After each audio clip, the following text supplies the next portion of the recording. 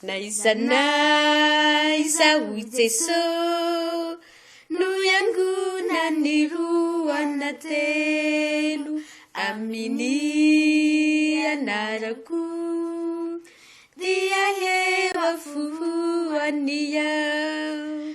Naizanay zao Jeso, no iangonany roana telo amin'ny anarako, dia eo avoany aho.